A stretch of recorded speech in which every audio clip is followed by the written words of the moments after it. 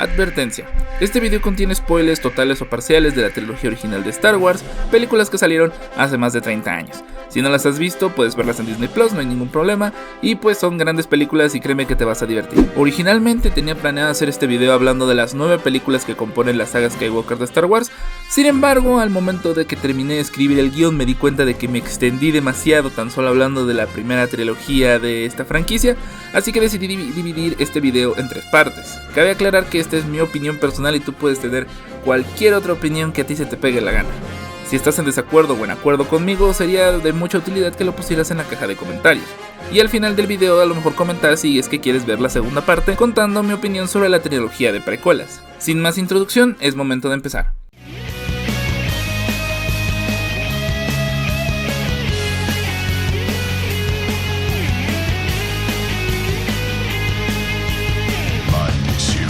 Ya era hora.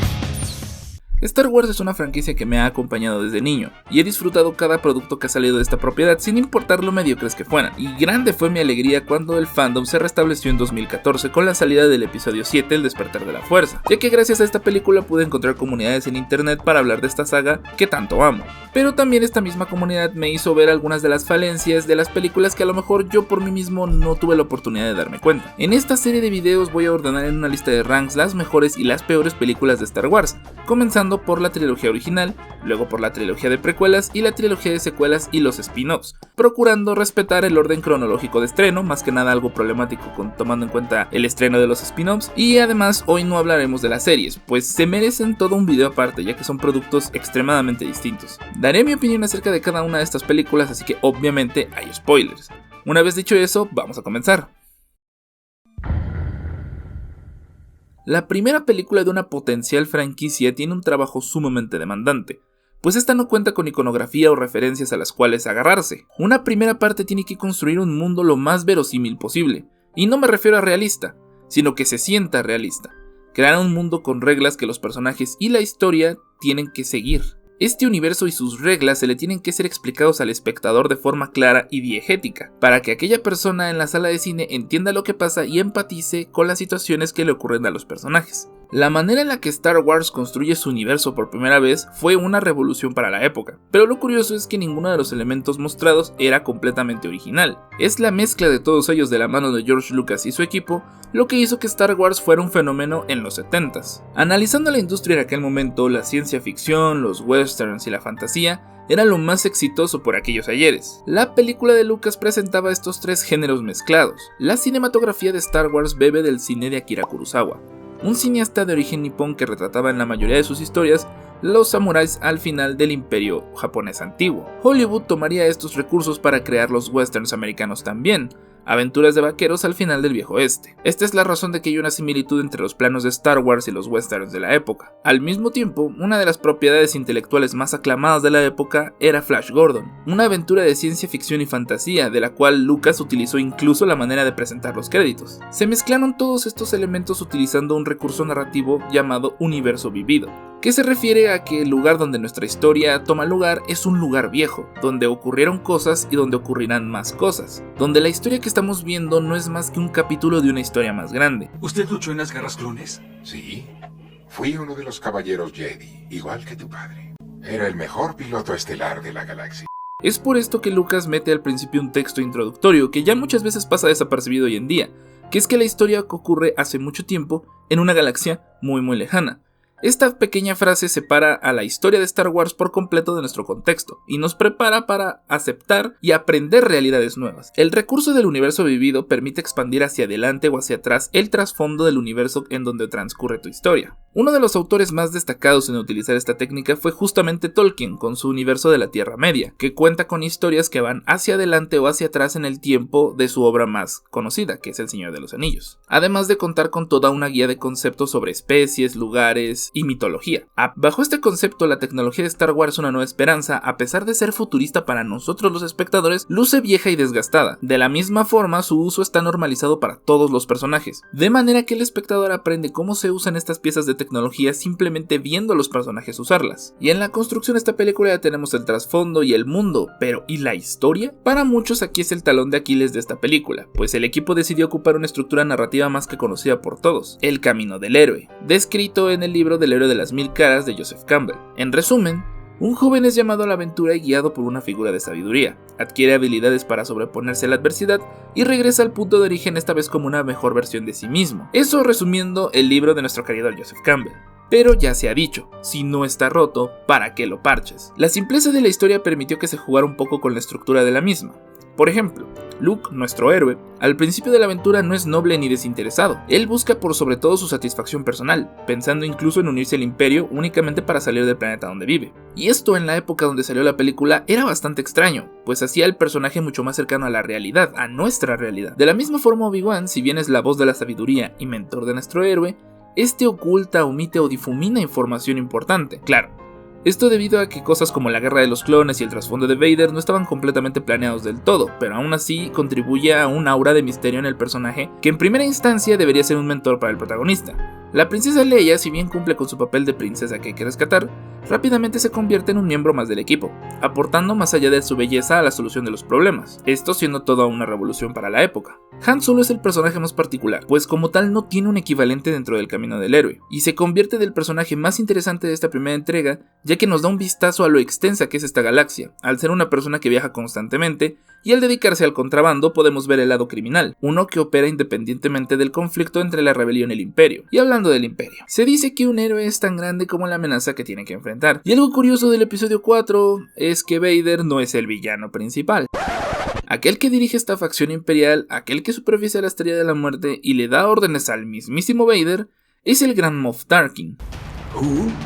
Y para los que solo son fanáticos de las películas de Star Wars, estoy seguro de que ni siquiera se acordaban cómo se llamaba este personaje. El punto detrás de este villano era evidenciar cómo, aunque Vader tuviera una apariencia intimidante y habilidades extraordinarias, el poder siempre lo ejercía a alguien de alto cargo político. Después de todo, es este personaje quien ordena la destrucción de Alderaan, el planeta de la princesa Leia. Sin embargo, el gran diseño de Vader, acompañado de una excelsa actuación, le valió quedar plasmado como uno de los grandes villanos de todos los tiempos, siendo que la única película de la franquicia donde él es villano principal es el episodio 5. Por su cinematografía, actuaciones, efectos especiales y gran historia, la primera película de Star Wars es una de las mejores, y un referente cinematográfico para toda la industria en los años posteriores. Prácticamente definió cómo es el formato de blockbuster actualmente.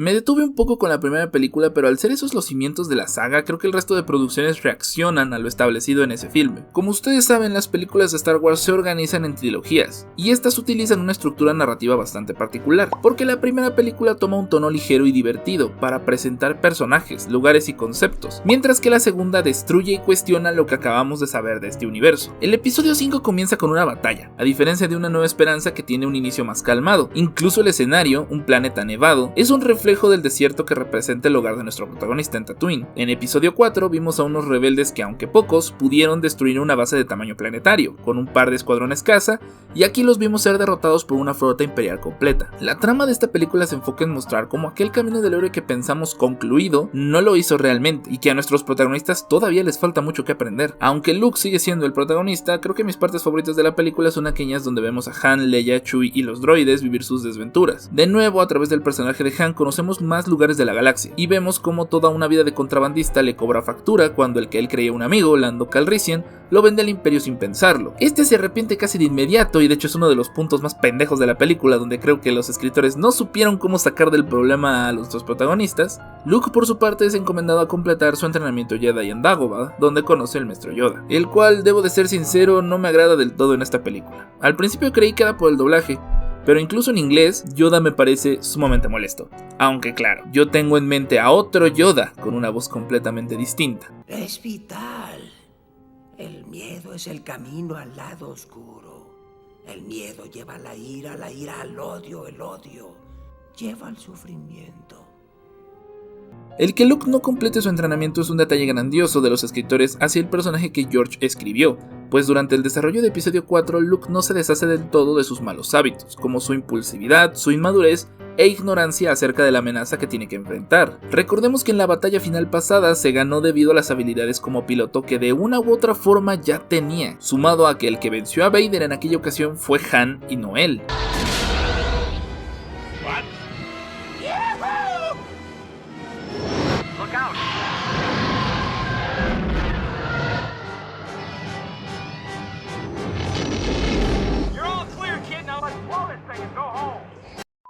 Pero ahora su temple físico y mental se ponen a prueba al enfrentarse cara a cara con el Lord de los Sith, quien resulta ser su padre, revelación que fue todo un cliffhanger en su momento, tanto así que los Simpsons le hicieron una referencia. ¡Oye, qué final! ¿Quién hubiera pensado que Darth Vader era el padre de Luke? ¡No se puede quedarse! ¡Muchas gracias! Es difícil imaginar esta clase de giros hoy en día donde internet te filtra toda la película en forma de TikToks. Es una pena que en ese entonces no se pudiera grabar la reacción de las audiencias. No, I am your father. ¡Ay, cabrón! El duelo de Vader y Luke es magistral. Este último es dominado con una facilidad tremenda, no pudo ni siquiera rasguñar a su contrincante, y este con toda la calma de la galaxia le habla e intenta convencer a su hijo de unirse al lado oscuro. Luke sin más alternativa prefería morir tirándose al vacío, siendo rescatado de una forma muy estúpida por Leia y los demás. En serio, qué rescate más cutre, güey. Supongo que Leia sintió el peligro de Luke de la misma forma que él sintió el de ellos, pero aún así no me gusta esta parte. Pero no cambia el hecho de que esta película termina con nuestros héroes derrotados, la alianza desplazada y el imperio campante. Como si la victoria de la película pasada no hubiera significado absolutamente nada para el imperio y dejando ver un oscuro futuro en el horizonte. Rompiendo con la en aquella popular creencia de que las segundas partes no son buenas, el episodio 5 logró revitalizar el concepto que años atrás cautivó a la audiencia, consolidando la saga de Star Wars y a su fandom. Mejoran casi todo aspecto a la primera con una gran continuación a la franquicia. Tal como la primera, se trata de una obra que explota su medio al máximo. Los fans más antiguos dicen que aquí se alcanza la cúspide de la franquicia, y aunque pienso que esto no es verdad, la siguiente película me lo pone muy difícil. El episodio 6 es el primer bache notable en la franquicia, por lo menos en las películas. Y es que esta condiciona su estructura por cosas que pasaron en la vida real. El acto inicial de Tatooine rescatando a Han Solo. Sí, porque Han Solo se quedó atrapado en carbonita al final del episodio 5 debido a que el actor Harrison Ford no estaba seguro de querer regresar a su personaje, el cual consideraba simple. El que Ford dejara la producción era algo que se sabía de antemano al momento de filmar episodio 5. Es por esto que el congelamiento de Han Solo fue escrito de una manera preciosa. Momento genial que se me olvidó mencionar, 100 puntos más para episodio 5. Decía: el primer acto rescatando a Han Solo cojea por todos lados. El plan de Luke es sumamente complejo y una excusa para mostrar a los personajes peleando y mostrando sus nuevas habilidades. El punto es que veamos a un Luke mucho más experimentado ya con su entrenamiento concluido, pero lo único que vi es como este arriesgó a su hermana y a sus dos amigos droides sin mencionar a su cuñado de a gratis. Por cierto, algo que me parece curioso es que la actriz Carrie Fisher, quien interpretó a la princesa Leia, mencionó en varias entrevistas que el atuendo de esclava de esta película le parecía sumamente degradante y revelador, quejándose de esto con George Lucas, el cual contestó que estaba diseñado de esta manera ya que Jabba, quien le proporcionó el traje, no la veía sino como un objeto de placer, lo cual no deja de parecer una excusa para echarse un taco de ojos si me lo preguntas a mí, sobre todo cuando tomamos en cuenta que el atuendo clásico de la princesa Leia en episodio 4 no contaba con un sostén, lo cual incomodó bastante a la actriz, pero no mencionó nada por temor a perder su empleo. Es curioso cómo para escribir o mostrar un personaje femenino fuerte e independiente en aquella época, este tenía que cumplir de igual manera ciertos cánones de belleza, igual que tener un físico exuberante y atrevido, pero bueno, ok, volvamos a la trama. Ese es tema para otro video. Después del tropiezo en Tatooine y con todo el equipo reunido, nos centramos ahora sí en la trama principal. Y es que el Imperio está armando una segunda estrella de la muerte sin aquel punto débil que los hizo perder ventaja en la primera película. Y aquí notamos un poco más de la estructura que mencioné hace rato. ¿Recuerdan que en la primera película se presenta el universo, mientras que la segunda lo destruye? Bueno, pues las terceras partes de Star Wars retoman los elementos de la primera película con lo aprendido en la segunda. Luke ahora es un caballero Jedi, supuestamente, y no un granjero. Han ahora es un general preocupado por la galaxia y no un contrabandista. La princesa Leia es un personaje activo e importante desde el principio. Y de la misma forma el Imperio ha corregido sus errores y ahora el mismo emperador, cuya presencia se nos había anticipado en la película anterior, es quien dirige el negocio personalmente, tomando el rol del antagonista principal. Y es aquí con las fichas puestas que la trama decide detenerse nuevamente para la trama de los Ewoks, que Dios mío, cómo me aburro. Es una raza de la cual no quiero saber nada. No son interesantes y a lo mucho llegan a ser chistosos, y solo son un estorbo en lo que queremos ver la resolución de este conflicto. Es la batalla final de nuestros héroes, pero tenemos que detenernos a ver cómo lidian con unos tribales que poco o nada aportan a la trama, luchan y derrotan al imperio de una forma bastante vergonzosa, e intentando hacer un símil con los nativos americanos y colonizadores, pero ni de broma lo logran. Esa semejanza quedaría infinitamente mejor plasmada con los Tuskens en el libro de Boba Fett que aquí. Y mira que no estoy hablando de la mejor serie tampoco, ¿eh? Creo que se tenía una trama bastante clara y concreta, pero ante la necesidad de rellenar metraje perdemos tiempo para aportar al conflicto final. Y es una pena porque este es bastante decente. Luke se deja capturar con la intención de que Vader no use la fuerza para rastrearlo a él y por ende a sus amigos, y también para tener la oportunidad de dialogar con Vader, ya que Luke no cree que las indicaciones de Obi-Wan y Yoda de destruir a Vader sean correctas, lo cual me parece bastante inteligente. Luke en su aprendizaje es capaz de cuestionar a sus maestros y darle una nueva oportunidad a su padre. Eso es verdadero crecimiento, y no verlo pelear contra ositos de peluche. El diálogo entre Vader y Luke es verdaderamente cine. El Lord Sith de inmediato nota que la persona a su lado no es aquel niño que venció hacía tiempo, y trata de autoconvencerse de que no está del lado incorrecto de la batalla. Es en esta película donde podemos ver por primera vez los rasgos de la personalidad de Vader, más allá del enojo y la rabia. Deja de ser este cyborg frío para convertirse en un personaje de matices más grises, con una historia más trágica. Tomen en cuenta que estas escenas fueron escritas antes de todo el trasfondo que se le dio a Anakin Skywalker en la trilogía de precuelas, por lo que desde aquí se pintaron varios aspectos de su personalidad. Comienza la batalla estelar, la terrestre, y Vader tiene un último duelo contra su hijo.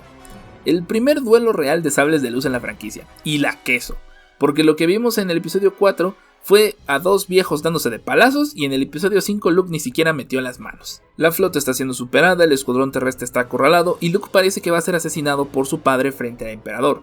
Y por órdenes del mismo y ante la duda de Vader, el emperador comienza a electrocutar a Luke con sus poderes del lado oscuro de la fuerza. La duda se hace presente en Lord Vader y al final decide matar al emperador trayendo equilibrio a la fuerza, aunque ya me estoy adelantando, muriendo debido a la falla del traje que lo mantenía con vida. Lando a bordo del halcón milenario vuelan la Estrella de la Muerte 2 y todos son felices. La guerra acaba y ahí cierra el primer arco de esta franquicia. Como ya hice notar, esta película no es precisamente mi favorita. Diversas desviaciones en la trama hacen que su ritmo sea inconstante, y aunque esté justificado por la trama, no me agrada la idea de reutilizar la Estrella de la Muerte. Aún así, todavía estamos lejos de la catástrofe que son otras películas de la saga, pero antes de eso, me di cuenta de que este video ya duró un poquito más de lo planeado, por lo que lo dejaremos aquí.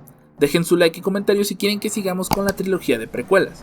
Yo soy Laura Extraña y nos vemos la próxima.